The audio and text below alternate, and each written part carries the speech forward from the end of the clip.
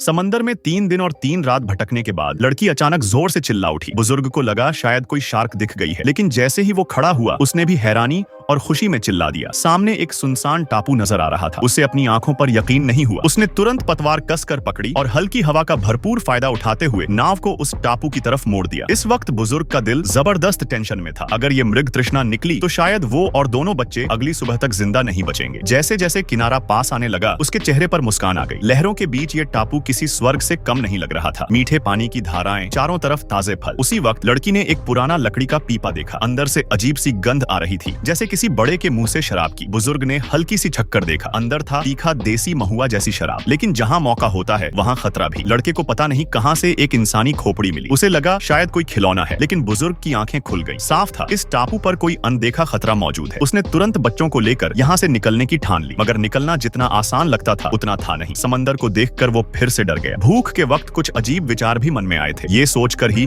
उसकी रूह कांप गई। तभी लड़की ने एक चमकीला फल उठाकर मुंह में डालने की कोशिश की। बुजुर्ग दौड़ते हुए आया और उसे झट से छीन लिया। उसने सख्ती से समझाया, जितना सुंदर दिखे उतना ही जहरीला होता है। ये खा लोगी तो कभी उठ नहीं पाओगी। बच्चों को बात समझ में आ गई। समंदर की डरावनी जिंदगी से तंग आकर बुजुर्ग ने फैसला किया कि वो बच्चों के साथ यहीं रहेगा। शायद बच्चों के लिए अपने मन में पछतावा भी था। उसने उन्हें मछली पकड़ना, जंगल में जीना सब सिखाना शुरू किया। रात में खुद पहरा देता। समय बीतता गया। लड़का धीरे धीरे सब सीख गया। फिर एक दिन बुजुर्ग खाने की तलाश में टापू के उस पार चला गया। वहाँ का नजारा देखकर उसका दिल दहल गया। पत्थरों पर फटे हुए मानव अंग पड़े थे, चारों तरफ खून। वो डर के मारे भाग खड़ा हुआ। बच्चों को साफ चेतावनी दी, उस तरफ कभी मत जाना। इसके बाद उसका मनोबल टूटने लगा। शायद डर या अकेलेपन से वो रोज पीकर बेसुध रहने लगा। एक दिन अचानक वो समुद्र में तैरकर घर लौटने की सोच बैठा। सुबह लड़के ने उसे मृत पाया। लड़की तो डर के मारे बेहोश हो गई। बुजुर्ग के जाने के बाद दोनों बच्चे बिल्कुल अकेले रह गए। अब कोई गाइड करने वाला नहीं था। लड़का कुछ सामान लेकर नाव से निकलने की कोशिश करता है, लेकिन अनुभव की कमी के कारण नाव टापू के इर्द गिर्द ही घूमती रह जाती है। उसी दौरान उसे टापू का एक और हिस्सा दिखता है, रहने के लिए ज्यादा बेहतर। वे वहीं बस जाते हैं। अब तक जो कुछ बुजुर्ग ने सिखाया था उसी से घर बनाना, खाना जुटाना सब आसान लगने लगा। 6 साल बीत जाते हैं, दोनों जवान हो जाते हैं, मगर जैसे ही लड़की किशोरावस्था में पहुंची उसे अपने बदलते जज्बात समझ नहीं आए। एक दिन लड़के को देखकर उसे कुछ अजीब सा महसूस हुआ, एक अनकही खिंचाव। फिर एक दिन लड़का समंदर में जाने से पहले खाना जुटा रहा था कि उसे एक दूर जाती हुई नाव दिखी। उसने हाथ हिलाकर इशारा किया, मगर नाव बहुत दूर थी। दौड़ते हुए वह उस जगह पहुंचा जहां कभी बुजुर्ग ने एक अलाव बनाया था। अगर वो जल जाए तो शायद कोई देख ले। लड़की ने भी नाव देखी, मगर उसे यकीन था कि इतनी दूर से कोई उन्हें नहीं देख पाएगा। जब लड़का वापस आया तो देखा कि लड़की चुपचाप बैठी है। उसने अलाव नहीं जलाया था। गुस्से में उसने लड़की को डांटा, लेकिन वो चुप रही। नाराज लड़का अकेले निकल पड़ा। जैसे ही उसने नाव पानी में उतारी, नाव बह गई। लड़की इस मजेदार नजारे पर जोर से हंस पड़ी। लड़के को और गुस्सा आया। वो वापस जंगल में गया और मजबूत नाव बनाने लगा। लड़की को ये सब जरूरी नहीं लगा। उसके लिए ये टापू ही स्वर्ग था। न कोई टेंशन, न कोई कमी।